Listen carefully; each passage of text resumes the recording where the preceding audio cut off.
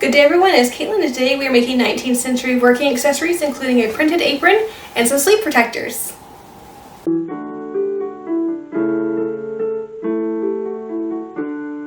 Hello and welcome. So we're going to make some 1860s, 1850s, so mid-19th century accessories today. We're going to make an apron and we're going to make some sleeve protectors, which I'll explain more about those in a little bit. We're going to start with the apron. I have here this lovely print. It's a great geometric print. Nice burgundy color. I know it shows up more as red on the camera, but it's a nice burgundy color. You do see printed aprons in the time period. They don't seem to be as common as, say, solid aprons or even the plaids. The checks and the plaids are everywhere. Unfortunately, I have a mostly checked and plaid wardrobe, and I'm trying to insert a little bit of variety into it, and so print it is. That, and I also have the print on hand. So it's actually meant to be kids' clothes, but we're going to steal a little bit for an apron. So even though it looks pretty even, I'm going to go ahead and rip it just to make sure it's even on the top.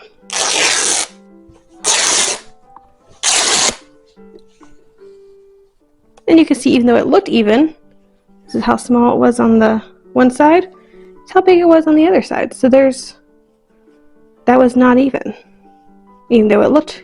You can't rip all fabrics, but you can rip most plain weave fabrics like cottons. So I want my apron to be about 30 inches based on my height. So I'm going to cut it 33 inches so I have a nice 2-inch deep hem and an inch for a turn under and that sort of thing.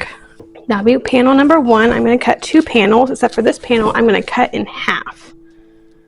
This seems to be the most common way to do aprons in the 19th century.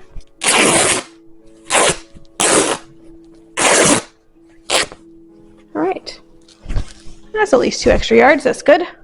I'm going to go ahead and cut the selvages and stuff off. We're going to put that into the, guess the waistband and that sort of thing. So waistband, that's about a little over ½ an inch. I'm going to go ahead and cut the selvages off. And then on this side, we're going to do the same thing. Selvage off in 4 inches, and then we'll cut this piece in half.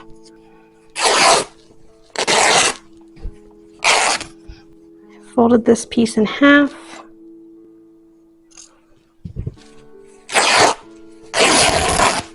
So those pieces are good to go. Now this first piece, I'm going to go ahead and cut the selvages off. Although they would have left the selvages on, but their selvages look different. So we're going to go ahead and run and fill these seams anyway. It's just easier to take them off. We'll go ahead and take 4 inches off this for my waistband.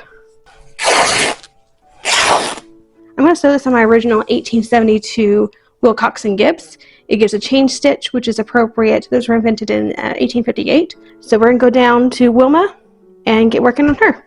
Welcome to the sewing machine corner. So it's not even a corner. It's the back of the couch downstairs. And so we have the 1920s Singer, and we have both my hand cranks. So that's the 1860s mascot and my friend Amy's Wilcox & Gibbs. And there's my Wilcox & Gibbs.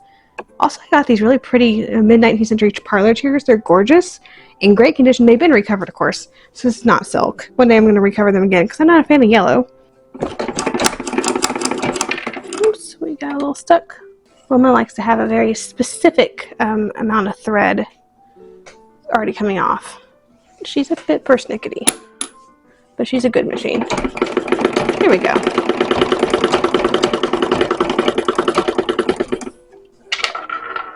And because this is a chain stitch, I am going to need to finish off each one of these ends so that they don't ravel. Because that's a thing that chain stitches like to do. So if I pull it, the whole thing just comes out. It's not fun. So you need to tie it off every time.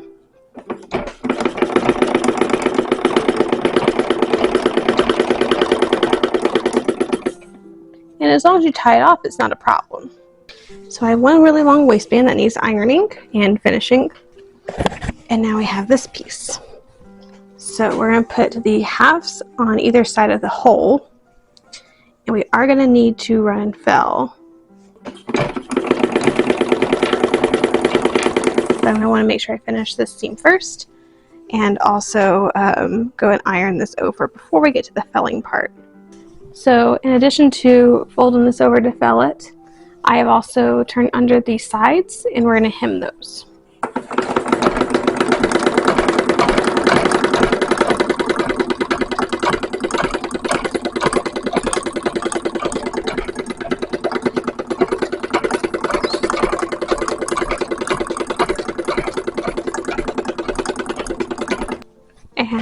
that is what it's looking like from this side.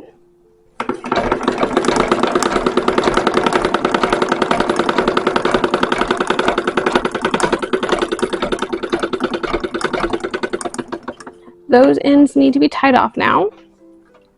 And then I will go right ahead and mark the hem.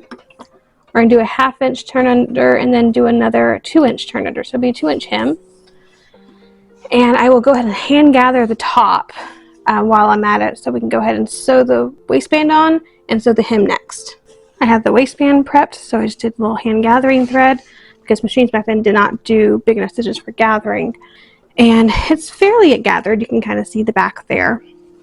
And I just put the waistband on. I think I'm going to put, I marked the center on the waistband and the apron, and then I put 12 inches on either side. So it'll be 24 inches of apron, which depending on your waist size, that's how it's going to dictate. It's not going to be the same for everybody.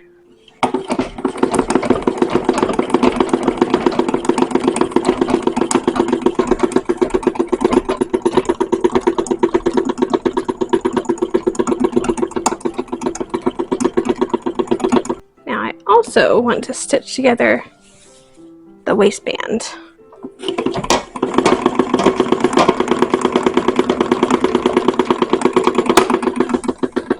And this way.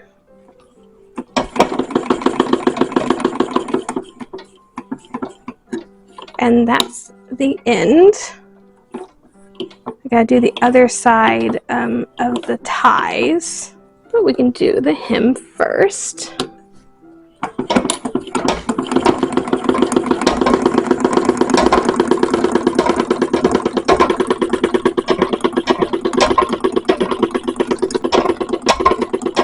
Usually that flunking sound isn't happening, but that's because I'm only using one foot to do this because the camera's in the way of my other foot.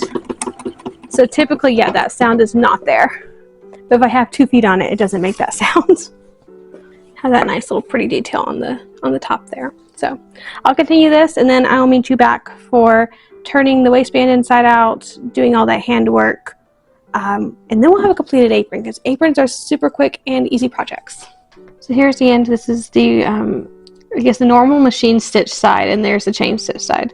So I'm pull the thread over to the chain stitch side, put it in the middle of that chain. I know it's really hard to see because it's so tiny, but that will keep it from pulling out. So you see I'm pulling it, nothing's happening. Now this kind of pulled out just for a few stitches. I'm going to go just make sure that's nice and fixed. And now we get to turn this inside out, or right side out. And I'm just going to do that until it's all the way through. Then I got some ironing to do.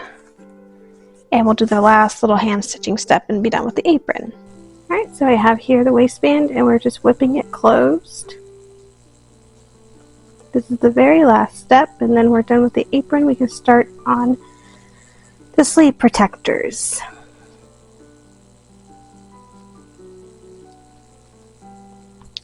And there's an apron.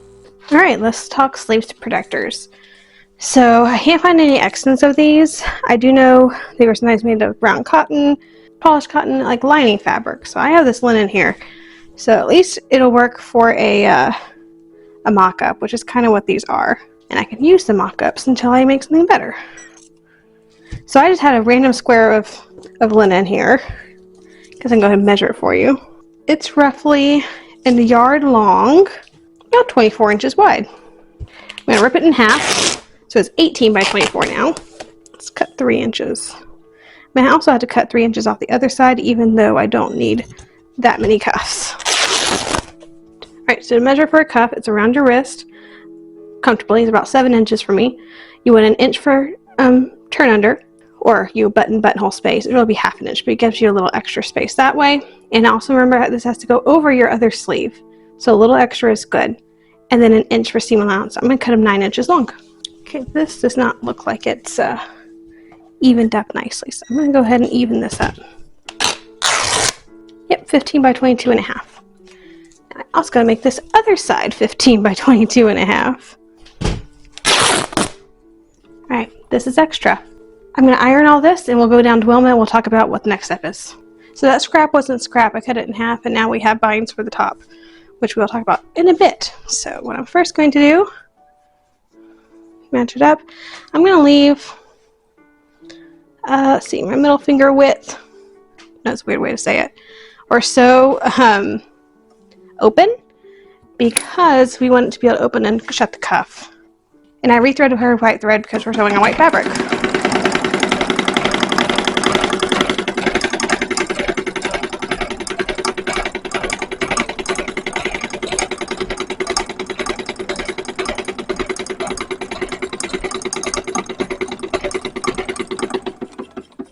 I forgot to bring any scissors down here, so let's see what I can find. Hey look, scissors. This is why I keep things in random places. We're gonna fill this seam. I'm gonna try to do it without us ironing it quite yet. Usually with linen, it creases quite easily, which you can use to your advantage when felling, because it'll finger press very easily and usually stay fairly well, but it is always recommended to iron in between steps. Now I might as well go ahead and hem this side while I'm going up that right way.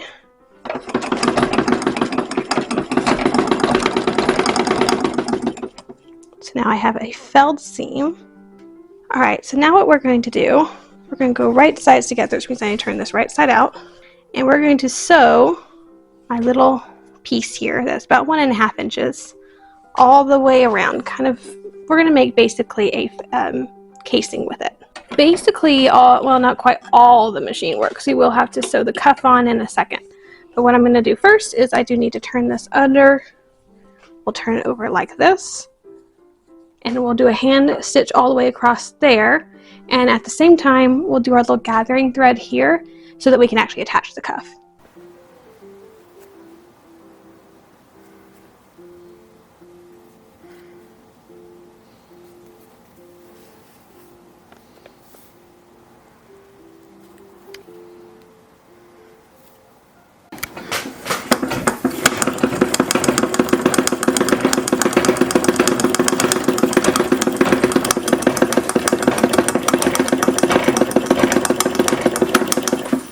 And now the cuff's on, we're going to turn it under on the inside, do the little whip stitch all the way across so that we have a finished cuff. Alright, now we're on buttonholes, which if you've been on the channel long, you know I really hate.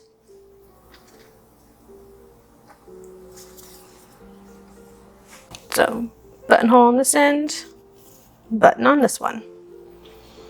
And I have a mother of pearl button right now because I cannot find my bone ones.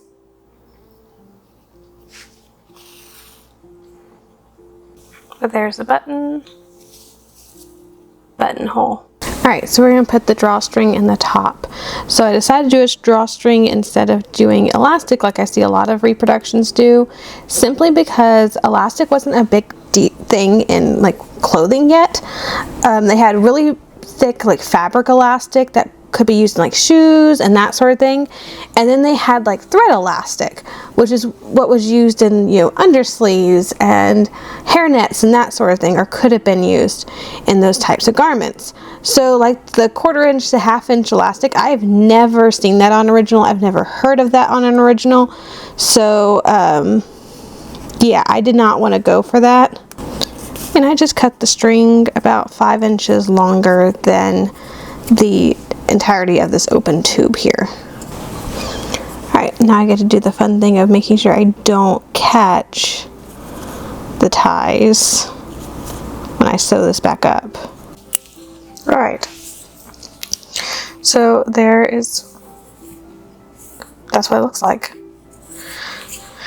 So at this point we're done. We can go ahead and put on some 1860s clothes and try both these and the apron on. Alright, so we're going to put some working class accessories on a very nice dress, because I was already dressed in this because I just finished this gown. It'll be debuting in a couple weeks. And I don't feel like going downstairs and getting one of the ratty dresses. So we're going to go ahead and just put them on over this dress. I'm so glad it's a print, because I definitely needed a print in my life. I actually just bought fabric for a printed dress because my wardrobe is for working class. It's like entirely plaid. And one striped sunbonnet. The other sunbonnet is also plaid. My dresses are all plaid. Everything is plaid. So like I needed something that was print All my aprons are plaid. There's one apron that's striped, but that's an 1830s apron, so that doesn't really count. So yeah, I needed print in my life, and so I also ordered a print for a dress because that also needs to happen in my life. But at least when I'm wearing all that plaid, I have a little break from it. And it's not necessarily a bad thing to have all plaid. It's just plaid on plaid on plaid on plaid. And it's just, I got kind of bored with it. So I needed something a little bit different in my wardrobe. I have so many aprons that are all wearing out now. So they're going to have to get replaced anyway. Yeah, I mean, Wilma did an excellent job on this stitching. I mean, it looks great. I don't know if you actually see the chain stitching. That's the chain stitch side, and that's the plain stitch side. It's going to go a little bit further down once I don't have a hoop on, because for most working class stuff that I'll be wearing this for, I won't have a hoop on like I do right now. So it'll also, lay a little bit nicer. It'll be a little bit fuller without the hoop. And it'll go just down maybe an inch or so. That's a good length on me. Let's try on the sleeve protectors. This is going to be fun because Red isn't here to actually tie these for me.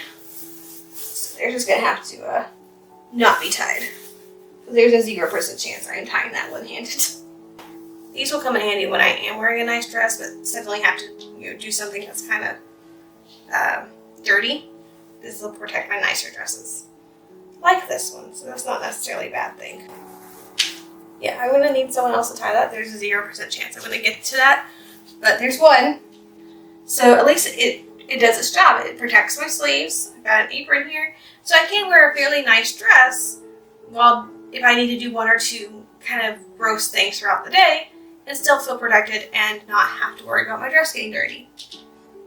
I could have made these a little bit looser. They fit me just fine. The problem is when you're putting them also over another cuff, and then that cuff is over another cuff, and it's your third cuff, it gets a little tight up in here. So, could have made it about half an inch bigger, but I wasn't processing that. I was processing like my normal cuffs that I can pull up just a little bit, and then have these over top. I wasn't thinking more like this dress. I mean, I made these before I made this dress, so I wasn't thinking about multi-cuffiness and then how to put these over it. So that's a little tight, but that wasn't something I planned for necessarily, and that's fine. It'll work still, and they may go with other dresses better.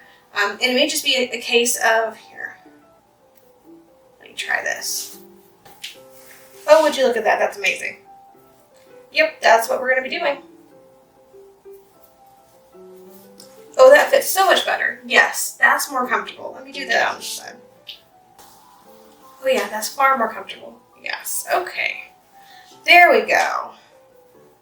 Little tricks that you just kind of figure out while doing these things. So yeah, undo the other cuffs and then put these over top, and that works fantastic. And they're nice and protected still, so we're all good. That's essentially the working accessories that we did this week. If you enjoyed the video, please like and subscribe to the channel. Click that little bell notification so you're notified anytime I upload a new video. And as always, have a fantastic week, and I'll see you back here in the next video.